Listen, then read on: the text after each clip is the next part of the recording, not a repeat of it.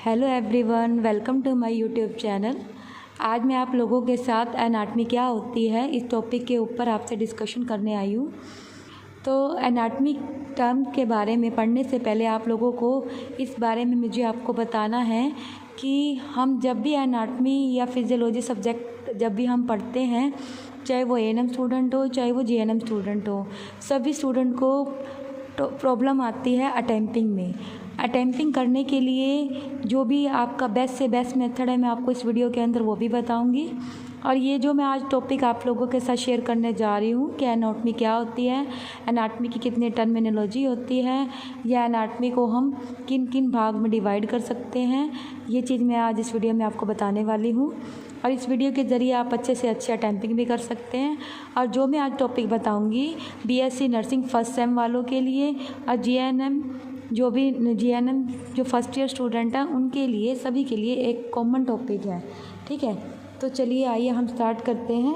Anatomy जैसे कि मैंने आपको ये लिखा, एक तो आपको अटेम्प्टिंग करने के टाइम पे ये चीज़ ध्यान देनी है, आपने 2 ही पेन का यूज़ करना है, क्योंकि आपके एग्ज़ाम में जो पेंसिल है वो प्रोहिबिटेड होती है। ठीक है, तो आप सिर्फ ओनली ब्लैक बॉल या ब्लू बॉल पेन ही यूज़ कर सकते हो। तो आप ब्लैक पेन से हेडिंग डाली, जो कि मैंने आज अभी इसमें ब्लू पेन से डाल दी, आपने ये ब्लैक पेन से डालनी है। इसके बाद डेफिनेशन जो भी आपने एक्सप्लेन करना है इसको आपने कैपिटल में लिखना है। सपोज करिए अगर आपका क्वेश्चन नंबर 1 आ रहा है तो आप इसको ब्लैक पेन से क्वेश्चन नंबर 1 यहाँ डालकर इसको सर्कल में कर इसका नीचे आंसर ऐसे लिखकर आप यहाँ से स्टार्ट करेंगे डेफिनेशन को। ठीक है, क्योंकि कई बच्चे क्या होते हैं क्वेश्चन नंबर आगे पीछे कर लेते हैं, और सम पेपर के अंदर एग्जामिनर इंस्ट्रक्शन देता है कि जो भी आप पेपर अटेम्प्टिंग करिए वो आप सीरीज़ के अकॉर्डिंग करिए। ये नहीं है कि कोई भी, जैसे कि सेकंड क्वेश्चन आपने पहले कर दिया, फोर्थ क्वेश्चन आपने पहले कर दिया। तो सबसे पहले जब भी आपको क्वेश्चन पेपर आपको मिले तो आपने सबसे पहले आपका काम क्या है कि आपने उसको अच्छे से रीड करना। ठीक है, रीड करने के बाद आपने अटैम्प्ट करना है। तो मैं साथ साथ आपको वो भी तरीका बताऊंगी। जैसे कि मैंने डेफिनेशन लिखी है, अब डेफिनेशन में आप क्या लिखेंगे कि it is the branch of biology which deals with the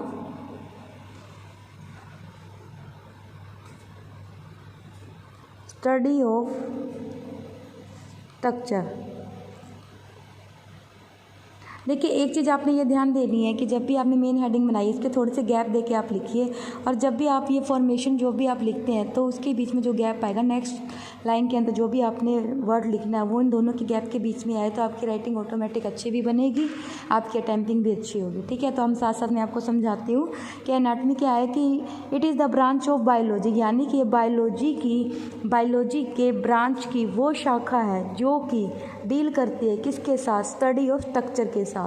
यानी कि बायोलॉजी का मतलब, हम बायोलॉजी के अंदर हम लिविंग और नॉन लिविंग दोनों आ जाती हैं, तो हम यहाँ पे इसको लिविंग में काउंट करेंगे। तो ये कहना चाहता है कि ये लिविंग की वो शाखा होती है जो कि विच का मतलब जो कि डील करती है किसके साथ, स्टडी ऑफ स्ट्रक्चर के साथ। अब आप इसके अंदर जो मेन लाइन क्या है, स्टडी ऑफ स्ट्रक्चर, तो इसको आपने ब्लैक पेन से अंडरलाइन करना है। इससे क्या इफेक्ट पड़ेगा, जब भी एग्जामिनर आपका क्वेश्चन पेपर चेक करेगा या आंसर शीट आपकी जो चेक करेगा क्वेश्चन पेपर की, तो उसका जो ध्यान है वो आपकी अंडरलाइन के ऊपर जाएगा, तो आपको उसको ज़्यादा रीड नहीं करना पड़ेगा, आपको यहीं से आपको 1 मार्क्स मिल जाएगा। ठीक है, अब हम इसकी किसकी बात करेंगे, सब डिवीज़न या टाइप की बात करेंगे। अगर हम सब डिवीज़न की बात करें, सब डिवीज़न और टाइप, अगर हम इसकी बात करें तो ये कहना चाहता है कि जो एनाटमी की जो सब डिवीज़न है ये इट इज़ एज फॉलोज़, जो कि फॉलोज़ करती है। कौन कौन सी, तो सबसे पहले आप इसके अंदर क्या बनाएंगे, फ्लो चार्ट बनाएंगे। फ्लो चार्ट बनाने के लिए भी आप ब्लैक और ब्लू पेन का यूज़ करेंगे। जैसे कि इसके हैं, पहली आती है आपकी ग्रोस एनाटमी,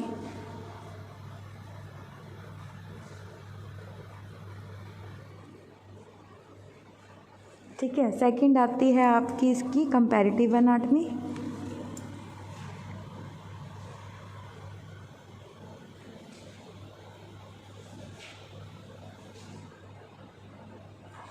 थर्ड आती है आपकी इसमें surface anatomy,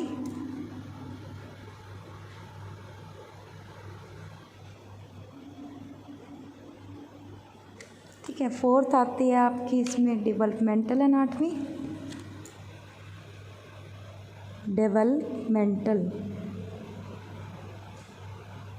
developmental anatomy.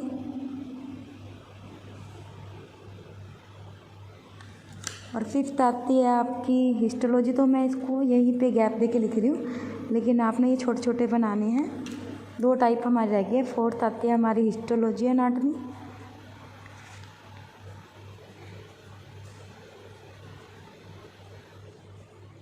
Next आती है आपकी रेडियोग्राफी।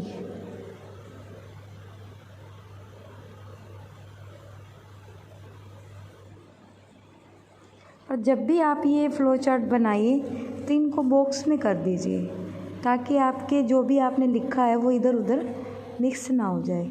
अब मैं पहले आपको इसका मीनिंग बता देती, फिर इसकी एक्सप्लेनेशन लिखूँगी साथ साथ। देखो, ग्रोस एनाटमी वो एनाटमी होती है जिसके अंदर हम माइक्रोस्कोपिक स्ट्रक्चर को हम देख सकते हैं। यानी कि वो एनाटमी जिसके अंदर है ना, हम छोटे से छोटा कण है बॉडी पार्ट का, उसको हम नंगी आंखों से नहीं देख सकते, तो उसको देखने के लिए हमारे को माइक्रोस्कोप की जरूरत पड़ती है। जैसे कि आपकी क्या है, ब्लड सेल आ गई। ठीक है। जैसे कि सपोज करो कि कोई भी पेशेंट है, वो डॉक्टर के पास जाता है कि मुझे ये प्रॉब्लम है, तो डॉक्टर इन्वेस्टिगेशन के लिए ब्लड टेस्ट करता है। तो उस टेस्ट के लिए तो जो भी वो एनाटमी यानी कि जो लैब टेक्नीशियन उस टेस्ट को, उस ब्लड प्रोडक्ट के अंदर जो भी चीज़ इन्वेस्टिगेट कर रहा है, उसको इन्वेस्टिगेट करने के लिए जिस एनाटमी का यूज़ कर रहा है उसको क्या बोलेंगे हम, ग्रोस एनाटमी। नेक्स्ट आती है हमारी कंपैरेटिव एनाटमी। कंपैरेटिव एनाटमी का यूज़ हम कहाँ करते हैं, ये कहना चाहते हैं इस स्टडी का यूज़ हम है ना सिमिलैरिटी और difference in the structure of body part में करते हैं वेरियस स्पीसीज ऑफ एनिमल्स के अंदर। ठीक है। यानी कि कंपैरेटिव एनाटमी का यूज़ मेनली रिसर्च में किया जाता है। ठीक है। तो या मेनली फॉरेंसिक लैब में किया जाता है, जो भी हमारे फॉरेंसिक डिपार्टमेंट होते हैं। ठीक है। जैसे सपोज करो, जैसे कि आप लोग देखते हैं कि कुछ समय पहले किसी की डेथ हो जाती है और उसकी जो डेड बॉडी है काफ़ी लेट मिलती है, तो उसके एंटीजन को या उसको फाइंड आउट करने के लिए जो भी हम यूज़ कर रहे हैं, जिस एनाटमी का यूज़ कर रहे हैं, वो कौन सी एनाटमी है, कंपैरेटिव एनाटमी है। नेक्स्ट आती है सरफेस एनाटमी। सरफेस एनाटमी वो एनाटमी होती है जिसके अंदर हम क्या करते हैं, deeper body part of organ का रिलेशन देखते हैं स्किन सरफेस से। जैसे कि सपोज करो हमने IM इंजेक्शन लगाना है या IV इंजेक्शन लगाना है, तो इसके अंदर हम क्या कर रहे हैं, स्किन सरफेस के साथ उसका रिलेशन देख रहे हैं, तो इसका यूज़ हम रिलेशन के लिए करते हैं। नेक्स्ट आती है डेवलपमेंटल एनाटमी। डेवलपमेंटल देखो नाम से ही पता चल रहा है, यानी कि विकास का मतलब ये कहना चाहता है कि वो एनाटमी जिसका यूज़ हम किस में करते हैं, सेल की स्टेजेस ग्रोथ एंड डेवलपमेंट के लिए करते हैं। जैसे कि कंसेप्शन अप टू बर्थ या birth up to old age, यानी कि जब तक बॉडी के अंदर जो जो ग्रोथ एंड डेवलपमेंट हुई है, जो जो चेंजेस आए हैं हमारे, तो वो कौन सी एनाटमी है, डेवलपमेंटल एनाटमी है। नेक्स्ट आती है हिस्टोलॉजी एनाटमी। तो इसका यूज़ हमारा ग्रोथ एंड डेवलपमेंट में रहा। नेक्स्ट आती है हिस्टोलॉजी एनाटमी। हिस्टो का मतलब किससे है, जो भी हमारी सेल होती है, ब्लड सेल होती है, उससे है। लॉजी का मतलब स्टडी से है। तो हिस्टोलॉजी एनाटमी वो study of minute structure of body part होते हैं जिनको हम माइक्रोस्कोप की एड से के साथ देख सकते हैं। यानी कि ये सेम वही चीज़ है जैसे कि मैंने आपको ग्रोस एनाटमी बताया, यानी कि ब्लड सेल। ठीक है। जैसे कि सपोज कीजिए, मैं आपको एग्जांपल देती हूँ, अगर किसी पेशेंट को सिंपल इन्फेक्शन है, अगर वो इन्फेक्शन क्रोनिक हो जाता है, तो जब हम डॉक्टर के पास जाते हैं तो डॉक्टर इन्वेस्टिगेशन के लिए एक छोटा सा टुकड़ा लेता है, छोटा सा पीस लेता है मांस का, उसकी जांच करने के लिए उसको लैब में भेजते हैं। इस प्रोसीजर को हम बायोप्सी बोलते हैं। और बायोप्सी को देखने के लिए हम जो सेल की जाँच कर रहे हैं उसको हमने क्या बोल दिया, हिस्टोलॉजी। ऐसे ही हम ब्लड सेल जो सी हमारी RBC या WBC या प्लेटलेट्स हैं, उनको देखने के लिए भी हम हिस्टोलॉजी का यूज़ कर सकते हैं। हिस्टोलॉजी के अंदर मेनली जो भी सेल के अंदर चेंजेस आते हैं, मेनली उसको हम स्टडी करते हैं, जिनको हम माइक्रोस्कोप के एड के साथ हम देख सकते हैं। तो इसलिए हम इसको माइक्रोस्कोपिक एनाटमी या माइक्रो एनाटमी भी बोलते हैं। नेक्स्ट आती है हमारी रेडियोग्राफिक एनाटमी। रेडियोग्राफिक एनाटमी वो एनाटमी होती है जिसका यूज़ हम प्लेन और कंट्रास्ट के द्वारा हम डीपर ऑर्गन की स्टडी को देख सकते हैं। जैसे कि सपोज कीजिए कि एब्डोमेन में कोई ना कोई प्रॉब्लम है या डीपर पार्ट के अंदर कोई ना कोई प्रॉब्लम है, तो हम इसको ना रेडियोग्राफिक यानी कि एक्सरे के द्वारा, और इसमें जैसे कि इन्होंने ये बात कही कि मैंने अभी आपको बताया कि एक प्लेन का मतलब क्या हो गया कि बॉडी का कोई भी एक पार्ट हो गया प्लेन, मतलब कि जैसे कि अभी मैं आपको आगे वाली वीडियो में बताऊंगी हमारे एनाटमी के हिसाब से कितने टाइप के प्लेन होते हैं। और कंट्रास्ट का मतलब इसमें कलर से है, तो इसके अंदर हम क्या यूज़ करते हैं, डाई का यूज़ करते हैं। डाई के यूज़ यानी कि अगर हमने सपोज़ करो कोई भी अपने प्रोसीजर करना है, किसी पेशेंट को एब्डोमेन की प्रॉब्लम है, तो उसको हम कुछ घंटे पहले हम डाई यानी कि सोल्यूशन पिलाते हैं। सोल्यूशन पिलाने के बाद हम उसका एक्सरे करते हैं, वो कौन सी एनाटमी होगी, जैसे कि रेडियोग्राफिक एनाटमी, जैसे कि इसका यूज़ हम CT स्कैन में कर सकते हैं, ठीक है, और MRI में कर सकते हैं। अगर मैं CT स्कैन की बात करूँ, जैसे कि मैंने अभी आपको बताया कि रेडियोग्राफिक एनाटमी भी CT स्कैन MRI में यूज़ हो सकती है। तो CT स्कैन की अगर फुल फॉर्म अगर आप जानना चाहते हैं तो इसको हम बोलते हैं कंप्यूटराइज टोमोग्राफी। यानी कि ये एक वो टेस्ट होता है जिसके अंदर हम ब्रेन का जो भी हमारा नर्वस सिस्टम होता है उसका एग्जामिनेशन करते हैं, जिसके अंदर भी हम डाई का यूज़ कर सकते हैं, सोल्यूशन का यूज़ कर सकते हैं, रेडिएशन का यूज़ कर सकते हैं, ठीक है, रेडियो आइसोटोप का यूज़ करके हम इसको देख सकते हैं। ऐसे ही MRI होता है। MRI के अंदर भी हम क्या करते हैं, मैग्नेटिक रेजोनेंस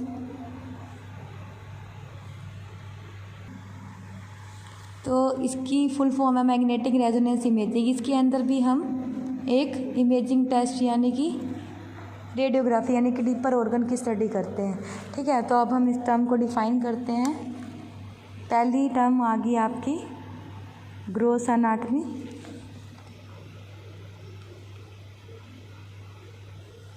तो इसके अंदर मैं आपको एक एक लाइन लिखती जाऊंगी और आपको बताती जाऊंगी कि it is the macroscopic structure of body part that can be seen with the unaided eyes। मतलब कि ये कहना चाहता है कि वो माइक्रोस्कोपिक स्ट्रक्चर और पार्ट की स्टडी होती है जिसको हम नंगी आँखों से नहीं देख सकते।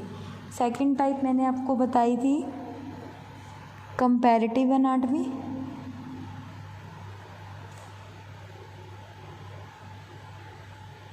कंपैरेटिव एनाटमी की अगर हम डेफिनेशन देखें तो ये कहना चाहता है it is the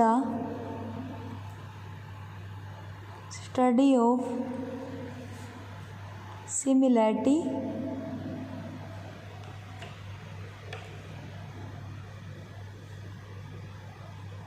end difference in the structure of body part of the various species of animal। तो इसके अंदर आप क्या करेंगे, underline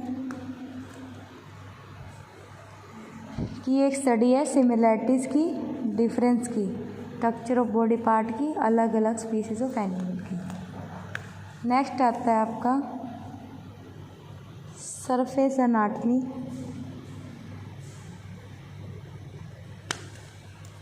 it is the study of deeper parts of the body in relation to the skin surface. मतलब कि ये कहना चाहते हैं ये स्टडी है डीपर पार्ट्स ऑफ ऑर्गन की जिसका रिलेशन स्किन सरफेस से होता है। नेक्स्ट आती है आपकी डेवलपमेंटल एनाटमी। डेवलपमेंटल एनाटमी में आप क्या लिखेंगे, it refer to the study of development of animal body from the one cell stage to the period of growth and development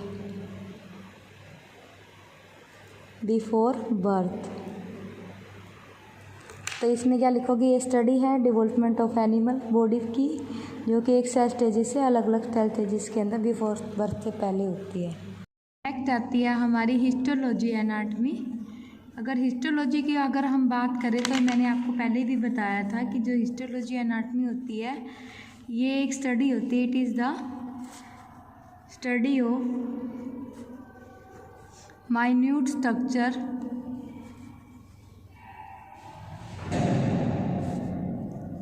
of body part, ठीक है, that can be only seen with the aid of a microscope।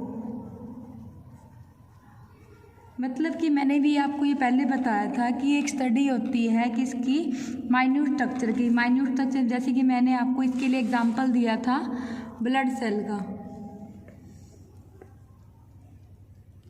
Example के लिए मैंने आपको blood cell का example दिया था, जैसे कि आरबीसी है, डब्ल्यूबीसी है, प्लेटलेट्स है। अगर मान लो कोई भी पेशेंट है उसको इन्फेक्शन है तो डॉक्टर क्या करता है, इन्फेक्शन के लिए, जैसे कि वो अगर इन्फेक्शन है, इन्फेक्शन को जानने के लिए वो क्या करेगा, सबसे पहले ब्लड टेस्ट करेगा। तो ब्लड टेस्ट के लिए वो क्या करता है, सैंपल लेगा। सैंपल के अंदर वो क्या करेगा, ये जो भी सेल का एग्जामिनेशन कर रहा है उसको इसने क्या बोल दिया, हिस्टोलॉजी बोल दिया। तो मैंने आपको बताया कि जो भी हम सैंपल लेंगे उसका एग्जामिनेशन करेंगे उसको उसने क्या बोल दिया, हिस्टोलॉजी बोल दिया। तो एनाटमी, हिस्टोलॉजी एनाटमी कौन सी एनाटमी होती है, जो कि minute structure of body part को देखने के लिए यूज़ की जाती है, जिसको देखने के लिए हमें माइक्रोस्कोप की जरूरत पड़ती है। ठीक है, इस स्टडी का यूज़ हम मेनली माइक्रोबायोलॉजी में करेंगे। जैसे कि मैंने कल आपको JNM के सिलेबस बताते वक्त एनाटमी, फिजियोलॉजी और माइक्रोबायोलॉजी जो सब्जेक्ट था उसमें मैंने आपको ये नाम में बोला था कि जो माइक्रोबायोलॉजी है वो होते जो कि हिस्टोलॉजिकल एग्जामिनेशन के बेस पर जो हम डिसीज़ फाइंडिंग करते हैं उसको हिस्टोलॉजी एनाटमी बोलते हैं। ठीक है, नेक्स्ट आती है आपकी लास्ट टाइप है जो कि हमारी है रेडियोग्राफिक एनाटमी। जो रेडियोग्राफिक एनाटमी होती है, रेडियोग्राफिक एनाटमी वो एनाटमी होगी जिसमें it is the study of deeper organ by plain and contrast. Contrast का मतलब कलर से है, radiography and by other imaging technique। Radiographic anatomy वो एनाटमी होती है जो कि हम बॉडी के डीपर ऑर्गन की स्टडी के लिए यूज़ करते हैं। डीपर ऑर्गन जैसे कि सपोज करो GIT का कोई ऑर्गन है, ठीक है, रिप्रोडक्टिव का कोई भी ऑर्गन है, तो उसके अंदर हम क्या करेंगे, प्लेन और कंट्रास्ट के बेस पर। प्लेन के बारे में आपको मैं आगे वीडियो में बताऊंगी कि प्लेन होते क्या है। अगर हमारी ह्यूमन बॉडी की बात करें तो एंटीरियर है, मिड सैजिटल प्लेन है, कॉर्नल प्लेन है, तो इसके बेस पर हम इसके अंदर कंट्रास्ट यानी कि प्लेन एंड कंट्रास्ट में मैंने कलर आ गए। इसके लिए मैंने आपको शुरू में भी बताया था कि जैसे कोई भी पेशेंट है उसके डीपर ऑर्गन की अगर हमने स्टडी करनी है तो इसके लिए हम क्या यूज़ करते हैं, सॉल्यूशन उसको पिलाते हैं, यानी कि पेशेंट को इसके लिए मेनली डाई का यूज़ किया जाता है। तो पेशेंट के ऑर्गन को विजुअलाइजेशन करने के लिए हम सॉल्यूशन का यूज़ करेंगे। जैसे कि एग्जांपल के लिए बेरियम एनीमिया है, ठीक है, बेरियम ले लो या कोई और सॉल्यूशन ले लो, काफ़ी कैटेगरी आती है उसके लिए अलग अलग ऑर्गन की विजुअलाइजेशन के लिए। तो उसको पेशेंट के ऑर्गन को विजुअलाइजेशन करने के लिए 15 या 20 मिनट पहले या उसके आधे घंटे पहले हम उसको सॉल्यूशन पिलाएंगे। पिलाने के बाद उसका एक एक्सरे यानी कि इमेजिंग करेंगे, ठीक है, तो इमेजिंग करने के द्वारा जो हम एग्जामिनेशन करें वो रेडियोग्राफी है। इसी तरीके से हम इसको सीटी स्कैन और एमआरआई में यूज़ कर सकते हैं। जो ही मैंने आपको बताया था सीटी स्कैन, मैंने आपको पिछले पेज पे बताया था कि सीटी स्कैन क्या होता है, कंप्यूटेड टोमोग्राफी स्कैन होता है। कंप्यूटर यानी कि कंप्यूटराइज टोमोग्राफी स्कैन होता है। और ऐसे ही एमआरआई का अगर हम बताएं तो एमआरआई रेजोनेंस इमेजिंग टेस्ट होता है, जिसके अंदर हम रेजोनेंस को देखकर हम उसके अंदर इसकी विजुअलाइजेशन करते हैं डीपर ऑर्गन की। ठीक है, तो ये तो था आपका एनाटमी के बारे में। अब मैं आपको ना ये बात बताना चाहती हूँ, आज मैंने सिर्फ आपको इस वीडियो के अंदर सिर्फ और सिर्फ एनाटमी के बारे में आपको बताया है। ठीक है, अब मैं आपको ये बात बताना चाहती हूँ कि एनाटमी पढ़ना जीएनएम के लिए, बीएससी के लिए क्यों ज़रूरी है और एएनएम के लिए क्यों ज़रूरी है। बीएससी, एएनएम, जीएनएम जो ये एनाटमी सब्जेक्ट होता है, एनाटमी इसलिए ज़रूरी है ताकि हम एनाटमी के बेस पर हम इसके स्ट्रक्चर को जान सकें। इसकी मैंने जैसे आपको बताया कि जो एनाटमी है ये किस लिए ज़रूरी है। Anatomy ANM, GNM, BSc nursing student के लिए एक तो स्ट्रक्चर जानने के लिए ज़रूरी है, यानी कि नॉलेज के लिए ज़रूरी है, नॉलेज फॉर स्ट्रक्चर के लिए ज़रूरी है। सेकंड आपकी अगर सेकंड बात ये है कि अगर आप एनाटमी सब्जेक्ट को अगर आप नहीं पढ़ते हैं तो आपको second year, third year, fourth year या जो आगे आने वाले आपके सब्जेक्ट हैं उसके अंदर आपको बेस का नहीं पता होगा, क्योंकि एनाटमी सब्जेक्ट एक ऐसा सब्जेक्ट है जिसके अंदर हम पूरी बॉडी के नेमिंग के बारे में हमें पता चलता है, हमें ऑर्गन के बारे में पता चलता है कि कौन सा ऑर्गन कौन सी साइड पे लोकेटेड है, किसका रिलेशन किस ऑर्गन के साथ कैसे है। ठीक है, तो ये हम आगे आने वाले चैप्टर के अंदर अभी हम पढ़ेंगे। और मैं आपको बता दूं कि जो बीएससी के लिए जो ये एनाटमी पार्ट है, ये ह्यूमन फिजियोलॉजी 11th-12th में कुछ जो पार्ट है वो उसमें रीड कर लेते हैं। इसलिए बीएससी जो नर्सिंग स्टूडेंट होते हैं उनके लिए जो एनाटमी सब्जेक्ट है सिर्फ अप्लाइड ज़रूरी पढ़ना है। ठीक है, बाकी जो कुछ टॉपिक हैं उन्होंने 11th-12th में पढ़ लिए हैं। जो एएनएम जीएनएम स्टूडेंट हैं उन्होंने कुछ चैप्टर अपने 10th क्लास तक, 12th क्लास तक पढ़े हैं साइंस के अंदर। और मैं आपको बता दूं, आप अगर हमें एनाटमी के बारे में नॉलेज नहीं होगी तो हम कोई भी पेशेंट जैसे कि आ रहा है हमारे पास, क्लिनिक में आ रहा है या हॉस्पिटल के अंदर आ रहा है, अगर वो ये आपको बताएगा कि भाई मुझे ना बॉडी के इस हिस्से में पेन है, तो किस हिस्से में पेन है उसका नेमिंग अगर आपको पता नहीं होगा तो मेडिकल लैंग्वेज में आप उसकी हिस्ट्री टेकिंग नहीं कर सकते। ठीक है, और ना ही आप उसको बॉडी पार्ट के एरिया के हिसाब से ना ही उसको आप इंजेक्शन लगा सकते हो, ना ही उसके रीजन को एस्टिमेट कर सकते हो, और ना ही अगर आने वाली क्लास जो कि आपके सब्जेक्ट है मेडिकल सर्जिकल नर्सिंग के अंदर अगर आपको इस एनाटमी सब्जेक्ट के बारे में नॉलेज नहीं होगी या बॉडी स्ट्रक्चर के बारे में नॉलेज नहीं होगी तो जिस पार्ट की सर्जरी होनी है आपको उस पार्ट के बारे में नहीं पता होगा।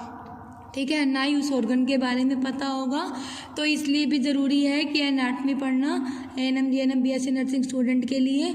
और जो एएनएम जीएनएम स्टूडेंट हैं उनके लिए जो बॉडी के जो भी स्ट्रक्चर हैं, बॉडी के जो भी स्ट्रक्चर के पार्ट हैं, बॉडी के स्ट्रक्चर के जो भी ऑर्गन हैं, इनकी जो लोकेशन है, इनकी ब्लड सप्लाई है, अगर आपको इस बारे में मालूम नहीं होगा या इस बारे में अगर आपको पता नहीं होगा तो आप इस आगे आने वाले सब्जेक्ट को आप अच्छे से नहीं पढ़ सकते, ना ही आगे आने वाली जो डिसीज़ कंडीशन होगी उसके बारे में आप पता लगा सकते हैं। यानी कि एनाटमी के बेस पर ही हमारे आगे आने वाले सब्जेक्ट हमारे आधारित हैं और इन्हीं आधारित सब्जेक्ट के बेस पर ही हमारी एनाटमी आधारित है। ठीक है, तो मैं आपको ये कहना चाहती हूँ कि इस वीडियो को अच्छे से अच्छे तरीके से आप देखिए, आप एग्ज़ाम पैटर्न में अटेम्प्ट करने का तरीका देखिए। अगर कोई भी दिक्कत है तो मुझे कमेंट बॉक्स में राइट डाउन कीजिए और इस वीडियो को लाइक शेयर सब्सक्राइब करना मत भूलिए। Thank you everyone.